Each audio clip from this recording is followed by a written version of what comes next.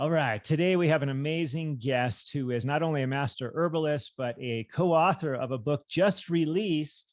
And this is a book that I think you'll all benefit from called Healing Adaptogens. And it's super exciting. Lots of cool stuff in there. We have today with us Danielle Ryan Broida on the show. Danielle, welcome. Thank you so much for having me. Honored to be here. Awesome. Such a pleasure. Been waiting for this chat because you're just so skilled in this area of herbs and adaptogens and just a lot of stuff. I think it's a great time for this because if I would have had you on 10 years ago, people would be like, adaptogens, what? I think a lot of people now have this in their vernacular and we're kind of thinking more about it. We've all heard of some of the common ones that are out there that we'll, I'm sure, speak of a bit, but I would love to hear a little bit about you and how you came to this and where you got interested in studying herbs and just kind of tell me more about the journey. Yeah, very organic journey, as I like to say. I was one of those kids that everyone had a very set path except me. They're like, I'm going to go to med school and be a doctor, or I'm going to be a marine biologist, or whatever it was. And here I am. I'm like, 1 minute I'm a yoga teacher, and then I'm doing detox coaching, and then I'm in nutrition school, and then it was just like all over the place. And when I think about the connection between it all, it's really about the earth. I was been a big environmentalist from the time I was a little girl and became a plant-based eater when I was 8 years old. And just had this kind of innate desire to be outside, to be connected to the earth, to be barefoot. And that was really the guiding light through every weird offshoot of my chapter. And in undergrad, I went to go study environmental studies and philosophy, and big realm within the environmental sphere. And I got really into food and growing food, organic farming. I lived at a permaculture farm for a while and did the whole off the grid, fully sustainable, harvesting your own rainwater and building cob houses and animal husbandry and the whole 9 yards. And it was really through that chapter, when I was doing this off the grid living in an amazing community, that I realized the medicine component was a big gap in this ability to not rely on the system or the man and be self-sustainable and grow your own food. And it was like when someone would get hurt or had a headache, there was still a little tub that had, our ibuprofens and our Band-Aids and the Neo in there and whatever other medicines were there. And it's like, hey, what's going on here? If we really want to be able to support ourselves off the land, where is this medicine piece? And at that point, it was just a seed that was planted of what does that look like? And I ended up moving to Asia after my undergrad. I was there for about 3.5 years. And I was working for a travel company leading these backcountry adventures. So I'd take people 3 weeks at a time into 3 different hill tribe villages, very rural, like no running water, no toilet paper. You are foraging everything you're eating. And we would go out. I'd go out with my host mama and we'd go forage, fiddlehead ferns or mushrooms. And it was both for food and medicine. And it was kind of my first real life exposure to using the earth as medicine. And it kind of started me down this path. I became so fascinated and wondered why this wasn't a bigger part of my upbringing or even my environmental education. And so I started kind of delving into where I could learn from the source. That felt really important. So learning about Ayurveda in India, and I went to Indonesia and worked with a naturopath for a while there, and was like, what does it look like for me within this realm of herbal plant medicine? And after a few years in Asia, I decided to move back to the States to formalize my studies. And I went to grad school at the Colorado School of Clinical Herbalism. Amazing program. And even then, I think I've always been looking for like, what's missing here? You're taught the whole picture. It's like, wait, but where are the holes? And within the program that I was in, there was very, very little conversation around mushrooms, and just happen chance, all sorts of, just organic things that happen and people that come in your path. I started growing mushrooms at home and being really fascinated by mushrooms as plant medicine. And I was like, why aren't we talking about this? So I kind of had this rogue exploration on my own around it. And when I opened my private practice, the theme, and I'm sure you've heard stories like this, but people would come to me and are like, hey, I've tried everything and you're my last resort. So what can you do? What do you have for me? And it was, a lot of autoimmunity or misdiagnosed autoimmunity, chronic illness, and a lot that had to do with gut health and the immune system. And so I really started specializing and focusing on functional mushroom-based treatments. I'd make my own formulations for every client. And it was amazing. The results I was seeing, people that had tried different modalities or different herbs for decades, some of them, for 50 plus years, and nothing had worked. And these mushrooms were really starting to raise vitality, right? And this really baseline kind of, they're known as chi invigorators and TCM and Ayurveda. And so I fell in love with the mushroom medicine and really wanted to bring that to a larger audience. I'm like, why do people still, mushrooms were not cool when I was doing this, now we're having like a shroom boom, but then maybe not that kind of mushroom. Mushrooms have always been cool, but I think true. we're thinking about those. Functional mushrooms were not that cool. The reishis and chagas of the world. We were like, yeah, the psilocybin varieties, but that wasn't what I was working with. And anyways, I actually found Four Sigmatic about 5 years ago, looking for an easy way for my clients to consume the mushroom medicine in the ancestral way. So something really important to me as an herbalist is bringing these ancient traditions into our modern world, but keeping the lineage alive. So using the mushrooms, there's very specifics with mushrooms, but using the right part, the right dosage, extracting so that they're bioavailable to the body.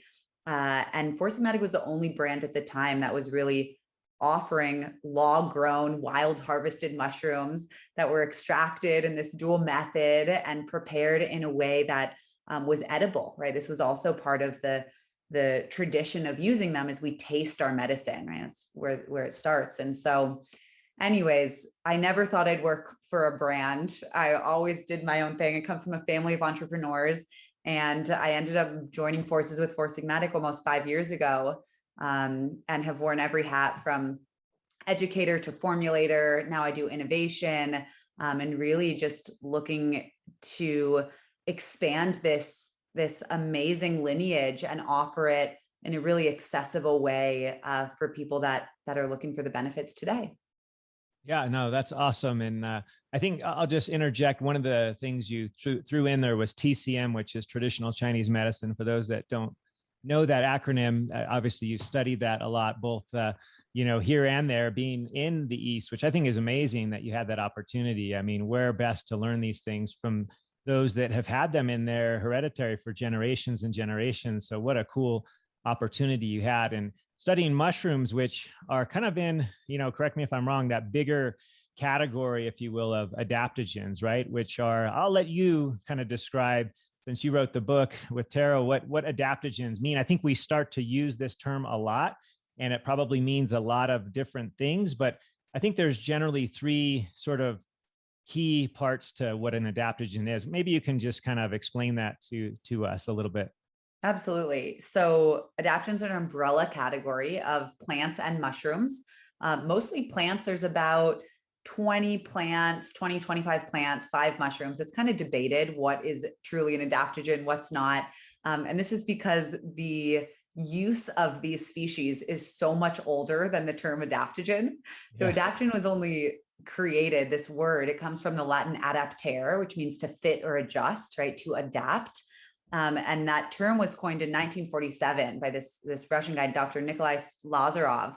But essentially these ingredients have been used thousands of years in all different traditional lineages across the world. And what he kind of brought them together off of this basis of these 3 categorizations that you're mentioning.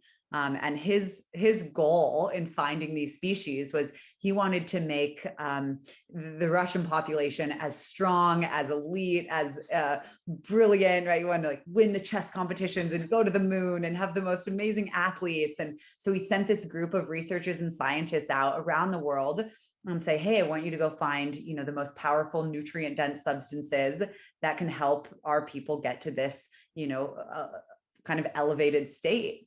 And he ended up with this group that he decided to call adaptogens. And they're all unique. They come from all over the world, but there are some key similarities. The big ones are that they're all non-toxic. So there's not a amount that you can take where you then are pushed over an edge or you're overdosed or you're experiencing kind of acute negative side effects. They're more like foods or tonics in this way. Part of that non-toxicity as well is that they aren't meant to be taken short term. So if you can't really take an adaptogen once and expect to experience a benefit. They need to work over several weeks in the body. And so, yeah, we see that in many cases. Like this was an elixir that the emperor or royalty would consume for weeks or months on end. But yeah, really interesting to have this non-toxicity. It's kind of a low barrier to entry to people if they want to start exploring them and experimenting with them in their bodies. They're all normalizing. So this is really cool. This kind of speaks to that adapt to what, right? Adaptogen, you're like, they help us adapt to stressors, but they're all so phytochemically rich and complex that they are, I think of it like nourishing multiple systems of the body at the same time. So rather than targeting gut health or immunity, they're really an example of treating the body like an ecosystem.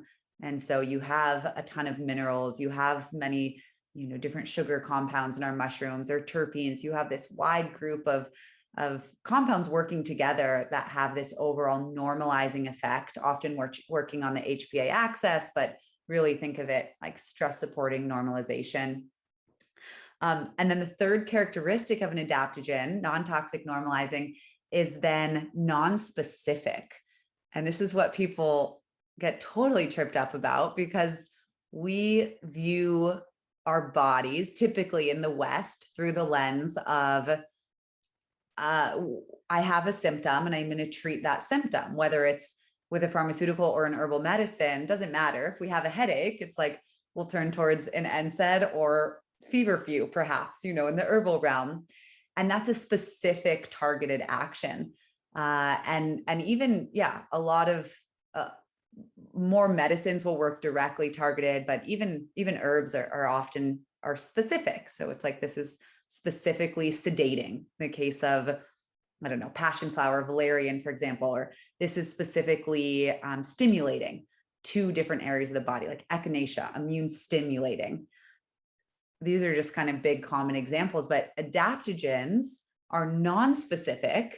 And so how this works, it's kind of part of their magic, but also why people get really confused by them, is they have compounds that are working in opposition to each other. So within the same leaf or the same mushroom or the same root, there will be compounds that act like either a gas or a brake effect. So cacao is a really fun example, one that's more familiar to people, right? The Theobroma cacao tree, where the bean of our chocolate derives from. And it has theobromine. So this is a compound similar to caffeine molecularly. So it's more stimulating, but then it's also one of the richest natural food sources of magnesium, right? Our key mineral for cellular relaxation. And so we have, they both exist within the same bean, stimulating, relaxing, stimulating, relaxing. So some people experience more of a, you know, calming of the nervous system when they eat cacao. Some people experience these like brain benefits, getting in the flow.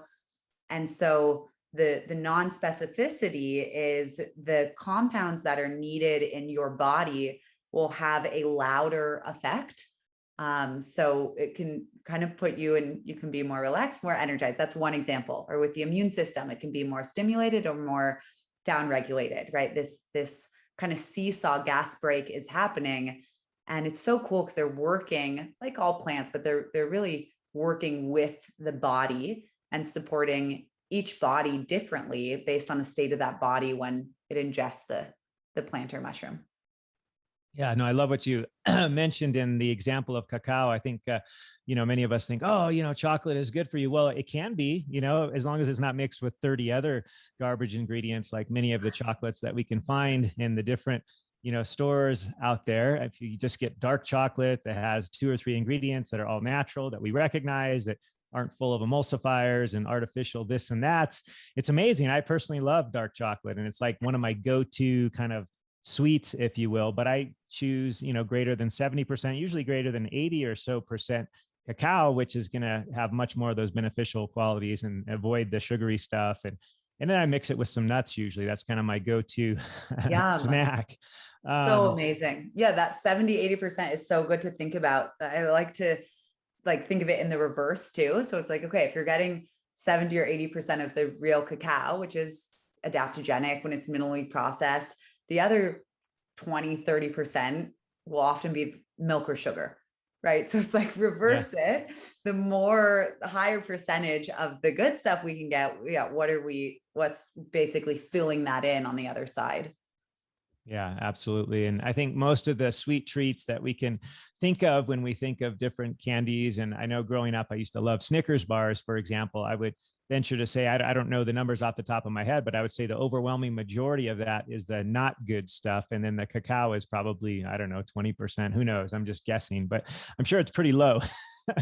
Yeah, totally. Yeah, the process of conventional chocolate versus real cacao is very different. I actually just wrote an article about this on women's health. We can link it, but it starts from the same place, but where they end up is so different depending on the processing that happens.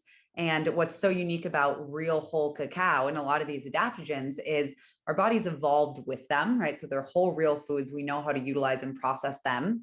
And when we take cacao and turn it into chocolate, what's typically happening is we add different compounds to separate the pure cacao powder from the fats, the cacao butter. And so you're almost creating these like isolated compounds still within groups, but it's so different the way it ends up. And so the antioxidant profile is different, the mineral content is different. And yeah, so important. It's like, if you love chocolate, why not go for the rich superfood adaptogen variety, and spare yourself, yeah, the ultra process that's going to probably cause more harm on your body. Yeah, no, so true. And one of the things you mentioned earlier on was something about where these adaptogens grow. You didn't say specifically, but you were speaking of mushrooms, for example. And I think one of the cool things that we can learn from this is typically these plants or mushrooms, which are fungi, are grown in areas with a lot of, let's just say, physical stressors, if you will, right? They're in a harsh environment. Maybe it's in the tundra someplace. Maybe it's in an arid desert. Maybe it's, who knows where it may be, but they're grown in places that would not necessarily be classified as the most, fertile or easy places to grow things, right? And because of that, they experience some sort of stress. Stress is kind of a generic term, but we like to say something called hormesis, which is basically from the stress, you have good results. In other words, if it doesn't kill you, it makes you stronger, kind of thing. And so when you have these xenohormetics, or these plants that have experienced stress, that then within them have special properties, the phytochemicals, as you say, they can actually benefit us in specific ways, which I think is really cool. So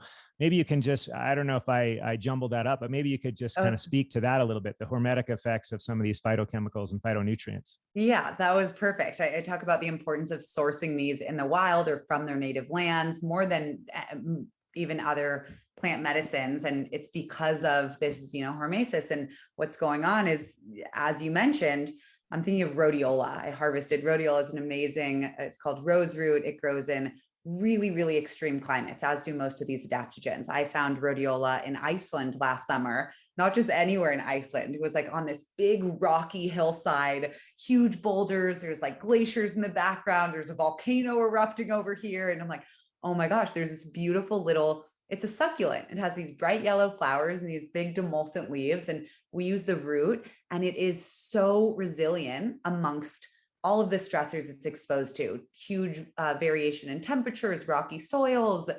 And so in response, it develops compounds. A lot of these are polyphenols that are then concentrated in that plant, which make it resilient in its natural environment. And those are the key, often those are the key compounds that our bodies are then able to utilize and benefit from, be it, the brain support or longevity, or perhaps directly that stress support. And so, yeah, there's like all this talk, especially in the mushroom space, of like getting your US grown mushrooms, but oftentimes we don't have any history in the US of growing mushrooms. Like there's been some native tribes that have definitely used mushrooms, not super well documented, but a lot, like 80% of mushrooms are grown in Asia in the East, in China. And so how do we look to where these are growing naturally and source, of course, organic whenever possible, like getting things third-party tested. We want things clean and pure. But yeah, looking to these native lands is so critical to ensure that we're actually getting, the true medicine that's been used for thousands of years, and the same, varieties that have been studied in the clinical trials. Yeah, thanks for mentioning that. I was about to, we're on the same wavelength. I was about to ask you about, research and trials that have been done with mushrooms in specific, but other adaptogens, because I feel like that's one of the strong suits of Four Sigmatic, for example, is the ones that you guys make available tend to all be those that have been studied quite extensively. And I think that's, being a Western trained physician myself, we always go first to the data. What does the data show? It's nice if you had a personal N=1 experience where this helped you, but what do the actual data show? So maybe you could speak to that a little bit. What are maybe the most well-studied, since we're on the category of mushrooms right now, maybe talk about the most well-studied mushrooms, for example. Yeah, the two that are the most well-studied from a clinical standpoint are reishi, or Ganoderma lucidum, the queen of mushrooms. In all of TCM and all of traditional Chinese medicine, they actually rank different species based on their kind of potencies. There's 3 categories, and reishi is in the highest hierarchy. These superior tonics, they're called, and is actually the #1 rated medicine in the entire materia medica. So really profound. It actually was illegal for common people to use reishi. So if you found a reishi mushroom growing wild in the mountains of China, by law, you had to deliver it to the emperor's palace. And we see that there's museums dedicated to reishi. They're kind of sculpted on different entryways, and really this symbol of good luck. So we have this deep lineage. And then what happened that turned kind of these groups of mushrooms into the adaptogen category is about in the last 70 years, they've really been put through clinical trials to say, okay, let's see what these anecdotal kind of stories are telling us and what can be backed and what can be proven. And there's some really, there's so much with reishi. It's a huge, I'm like, how many clinical trials have been done? Many, many, many clinical trials. We pull out a few. We read through over 1,000 to collect kind of the most potent for the purpose of the book and to keep them in one place. But yeah, with reishi cardiovascular tonic, so really cardioprotective. Reishi's been known a lot for its ability to relax the nervous system, not in any sedative way, but it's actually through its kind of heart supporting cardiotonic benefits that the nervous system is like secondarily relaxed. So you can take it morning or night. It won't put you to sleep, but really calming, gentle. We call it like our chill mushroom. Wonderful benefits for mood. I mean, it's all connected. So we have this it's like when we talk about one thing and then, okay, well, we understand that the body's an ecosystem. So it's like a domino effect. Something really interesting I was going to mention besides reishi, turkey tail is another really well-studied, documented functional mushroom. It's Trametes versicolor or Coriolis versicolor. It actually has 2 Latin names, which is super weird based on where in the world you're talking about it. And there's actually a similar compound, which is why I'm mentioning them back to back in both reishi and turkey tail. And it's this long sugar chain called, they're polysaccharides. And the type we find in the mushrooms are these 1,3,1,6 beta D glucans. So people don't have to remember this name, but what they do is they're acting on within our gut, within our microbiome. And of course, 70%-ish of our immunity is in our gut. So there's this amazing gut immune benefits, which is so foundational to the rest of our health. So it's hard to really target and say, okay, they're only doing this. But through this polysaccharide, they're one of the most studied benefits from it is this immunomodulation. So this ability to either stimulate or downregulate immune activity based on the body. So these two mushrooms in particular, there's a lot of research in conjunction with different cancer patients, non-cancer cell lines, and it's not just using the mushroom with the bodies that are experiencing cancer. It's in conjunction with conventional treatments. So with chemotherapy or with radiation, where those are coming in and actually killing the cancer cells. And then we have the mushrooms to support and reactivate a lot of our important, some are acting on B cells, T cells, NK cells. And so instead of leaving the body in this really immune compromised state, which is why I found them so helpful too in bodies with chronic immune suppression or autoimmune, they can basically stimulate immune activity without it being a direct stimulant that, is not safe to take for more than a couple days, a week at a time. They can stimulate and regulate.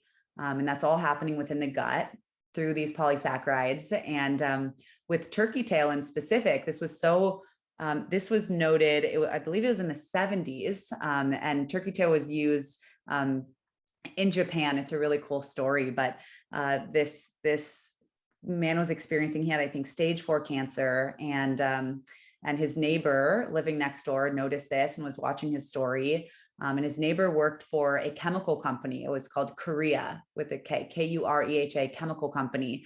And he was watching his neighbor, and over the months, from being in this really super sick state of health, he started gaining his vitality back, and he started healing and getting better. And the neighbor who worked at Korea was like, what's going on? And he started chatting with him and was like, what are you doing? And it turns out he was taking turkey tail tea every day, and brewing this turkey tail tea. And he went into full remission and ended up living many years longer. And so the neighbor said, hey, can I take this mushroom and bring it to the chemical company? I want to know what's going on that's acting in your body. And so they identified this polysaccharide, one of many, that they named PSK, polysaccharide K, after Korea, the chemical company. And that was the foundation for the first anti-cancer drug derived from a mushroom called Crestin, still used today.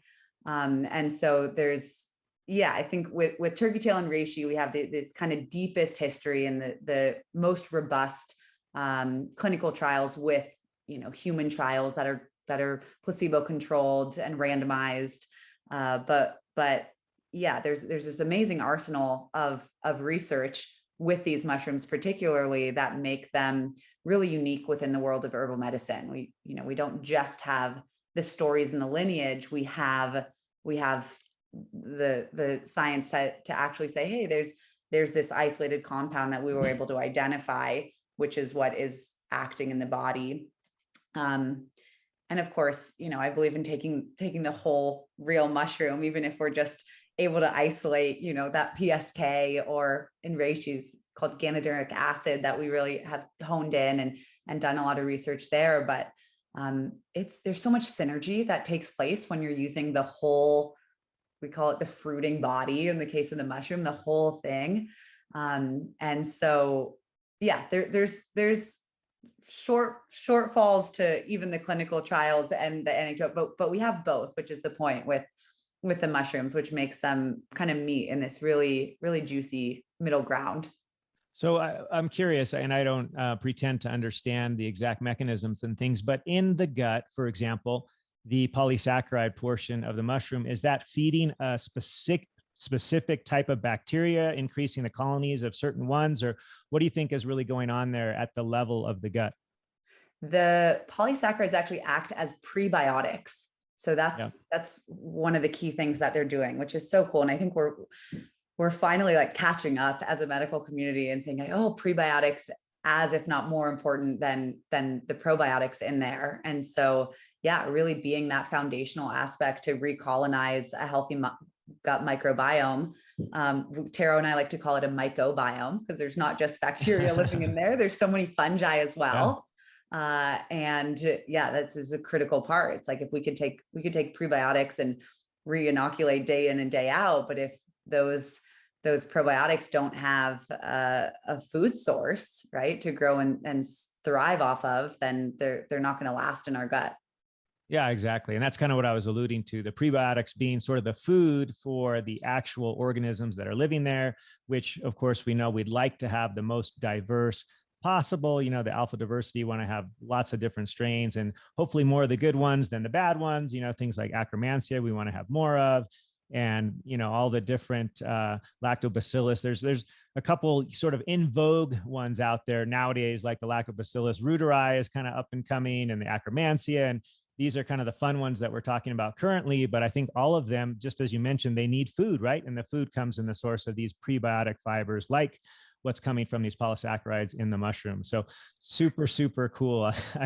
I also like what you said about having these, or you were specifically talking about mushrooms, but as not, you know, necessarily replacing other treatments, but being in addition to and sort of utilizing both the East and the West sort of treatments. And it's not that, you know, this should supplant or take place of, or either way, but we should use them all, you know, together. And I love that, because I think that's so important. Sometimes we get so in our minds, like it has to be one or the other. I have to go by the Western treatments or go by the Eastern. Why not use all of the available, you know, treatments that have been shown to work, right? Why not all of the above? Why do we have to choose?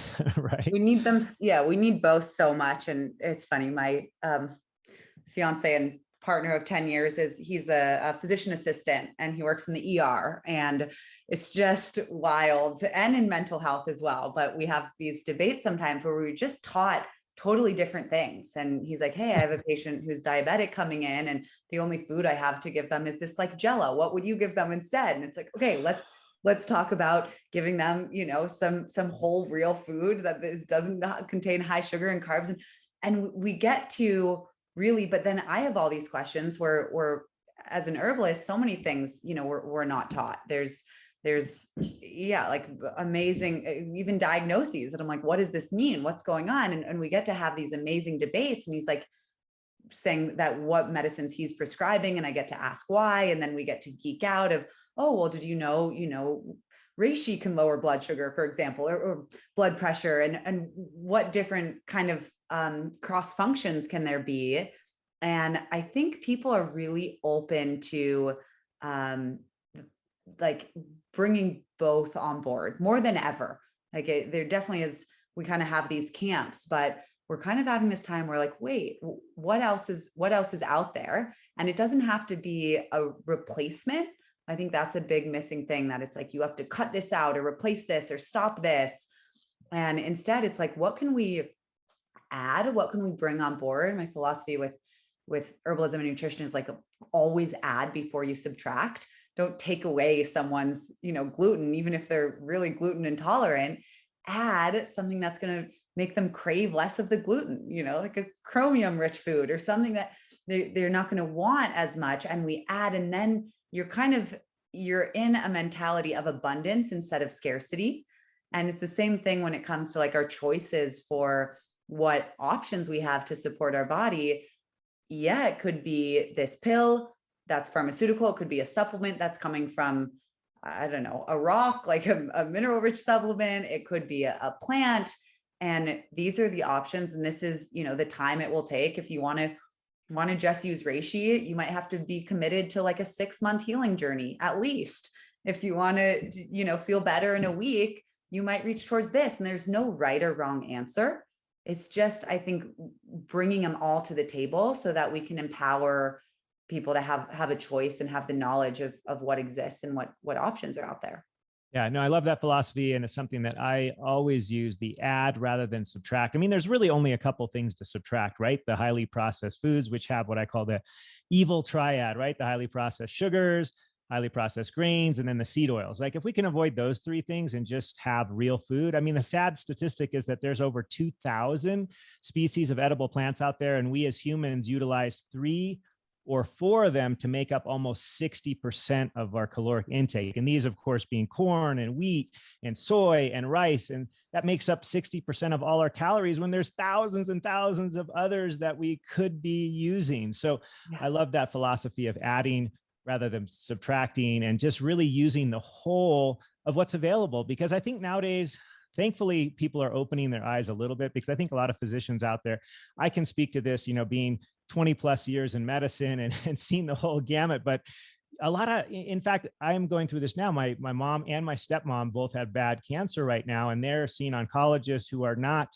that open to other sort of what we might traditionally call the non-traditional treatments, like all of the stuff that we're talking about here, whether it be mushrooms, whether it be other, additional sort of Eastern type treatments, traditional Chinese medicine and whatnot.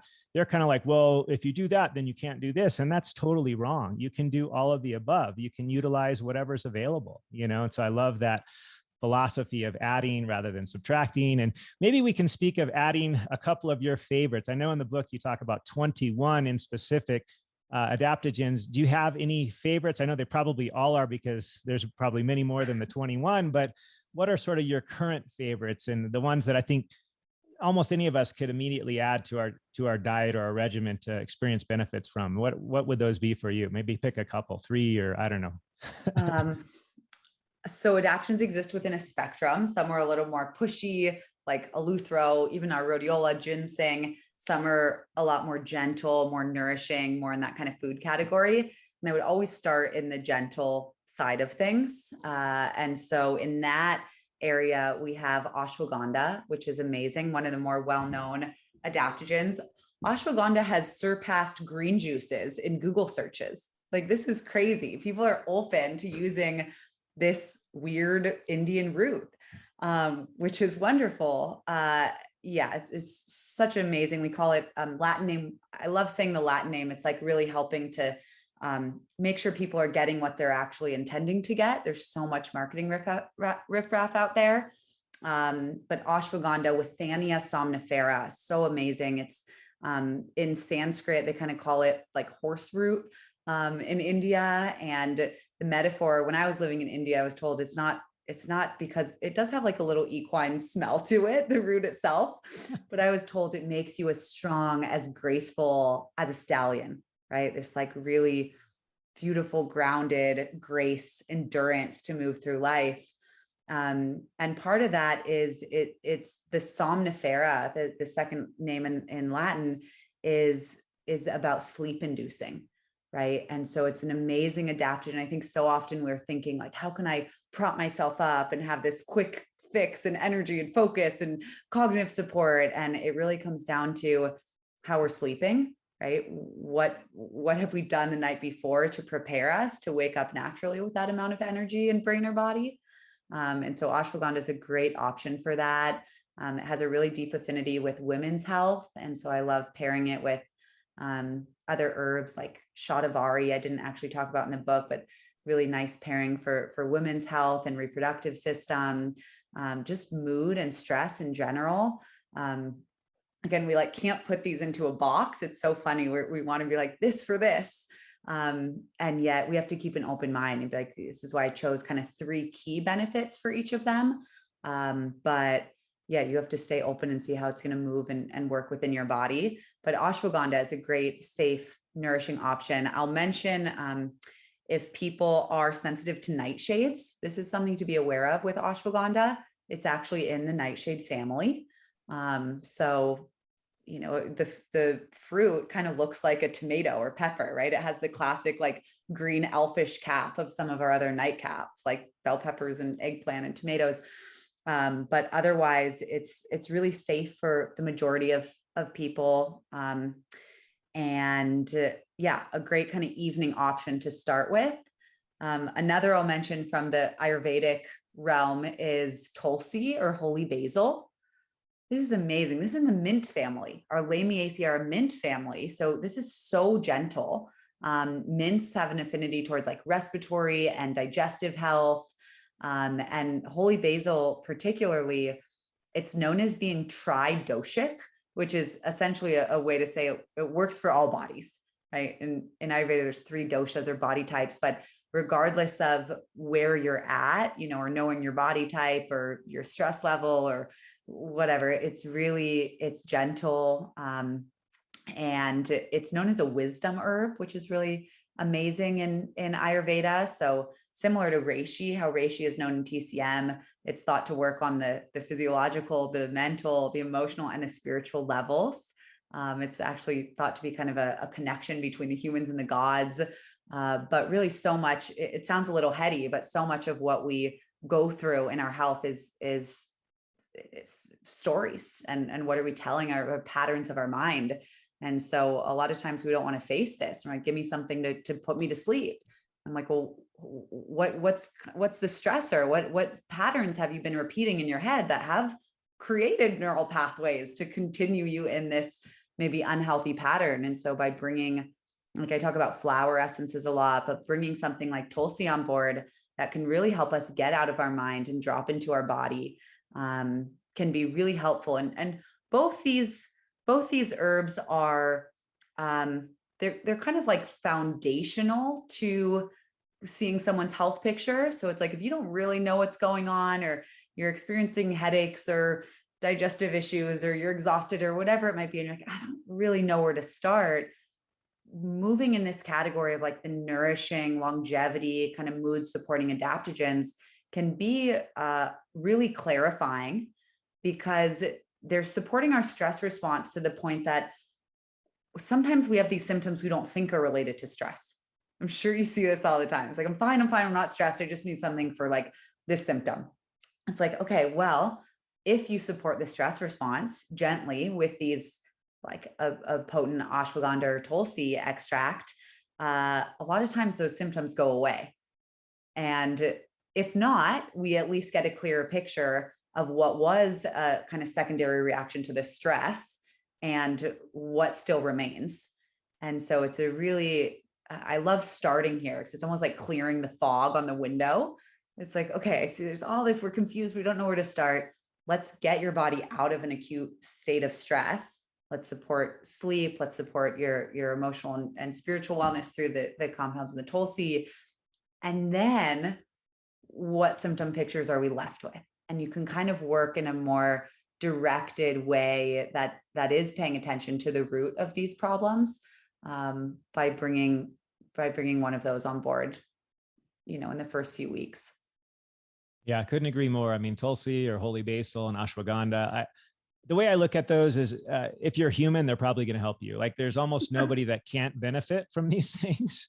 There's a couple of people out there that you probably know who I'm referring to that say that anything that comes from a plant is not good for you. And that just doesn't make any sense at all to me. Like, oh, they're phytochemicals, they're plant protective mechanisms, and you shouldn't eat them because they're the defense chemicals. And I just think this is a little ridiculous. I mean, we've been eating both plants and animals for millennia, and there's all kinds of amazing properties. In fact, for those that do eat meat, there's actually new studies looking at the type of herbs and grasses that these animals graze on. And the more different grasses and the different, like you're mentioning, all these specific, adaptogenic ones, if they're grazing off these, we potentially, as the end consumer, may even get some of the benefits from the grasses that these animals have eaten. So I just think that there's such a need to have, as many of these good things in our diet as possible. And so I just love that, really anybody could benefit from ashwagandha, holy basil, or Tulsi, and just a great place to start. So thank you for that. Of course. So right now, you and Taro just released a new book, which is recently available. Which is Healing Adaptogens. And maybe, was there any specific thing you wanted to share with respect to that? Obviously, I kind of gave it away. There's 21 specific adaptogens that you talk about, but maybe leave us wanting a little bit. What can we expect to get out of the book, and where can we go get it, and that sort of thing? Yeah, it's to me, it's like the book I wish had existed a decade ago when I started diving into adaptogens.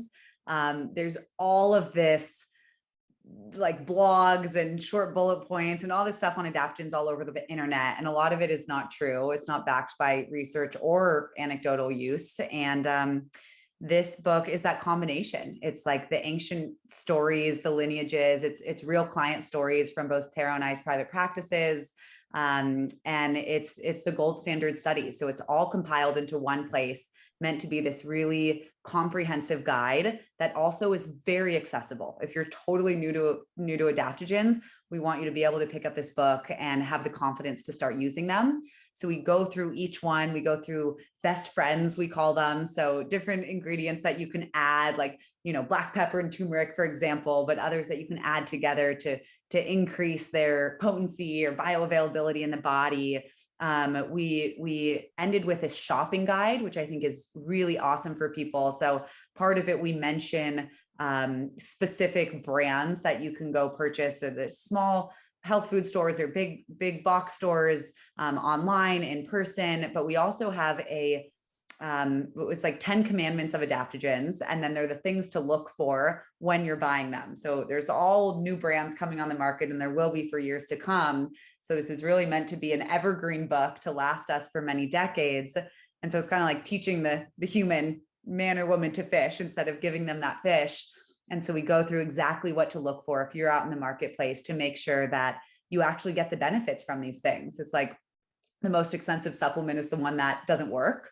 And I see this and it drives me crazy with people using mushrooms and adaptogens. And they're like, I tried it. It didn't do much for me. I'm like, all right, was it the right form? Was it the right, part of the mushroom? Was it the fruiting body versus, the root of ashwagandha? What was the dosing like? Was it extracted properly? How was the quality? Where was it sourced from? Is xenohermesis? So really, just kind of it's like your go-to. Like, I feel like you could bring it into stores and be like, okay, let me check this thing. Goes through Latin names, common names. So no matter what country you're in or where you are in the world, you can still access this information. And yeah, it's like a really one-stop shop on all this information that's out there, sorting through the riffraff. And I know we can get free information online, but it's like, it's rare that we have it condensed in a place that's vetted. Yeah, I mean, for the first time in history, these adaptogens are accessible to us in a way like never before. We can order them on Amazon or go to Costco or Whole Foods and get them tomorrow, where you used to have to be in the royal palace to get it, or, hike miles and trade so much of your valuables for a cacao bean. And now they're right here for us. And we're in a place where we're more stressed than ever before. We're more nutrient deficient than ever before. And these can offer and support us and really act as allies for exactly these things that we're looking for help with in all, I think, the wrong ways. And so there's this amazing kind of matching happening. And I'm just hoping that this book is the bridge, right, between where we are now and a life of more vitality when we can bring these into our daily routines. Yeah, wow, great summary of, I mean, really, there's so much at our fingertips nowadays. And I think you guys have really done the hard work to kind of put this together, make it readable, understandable. And so you don't have to go out and forage them yourself necessarily. Although I kind of want to go to Iceland. I kind of want to go to these crazy places and just see. I think it would be amazing. I love to travel, but I don't think it's realistic for most of us to be out and about trying to forage all these different species of plant and animal adaptogens, plant and mushroom adaptogens, I should say. Yep. But yeah, what a great thing you and Tara have done. As I don't know if everybody knows, Tara is the founder of Four Sigmatic, which is an amazing company, and you guys are sourcing the best quality adaptogens out there. So kudos and good work on that. Where can people reach out to you and Tara, and how can we find more of you and of your work and all that good stuff? Yeah, right on. You can find both of us at foursigmatic.com or at foursigmatic on all social channels. You can find me at Danielle Ryan Broida or DanielleRyanWellness.com. And Taro, if you want to check him out too, is on social at I am Taro, Tero. That's awesome. And that's four spelled FOUR. That's the whole word Four Sigmatic, for those that aren't familiar. And so I hope you'll check out them and Danielle and Taro specifically, and just, let them know what you're learning and loving. And I just appreciate you, Danielle, for coming on. I know Taro kind of wanted to, but he recently had a baby. He and his wife had their second boy, I think, in the last week or so. So yeah, 5 days ago. So that's amazing.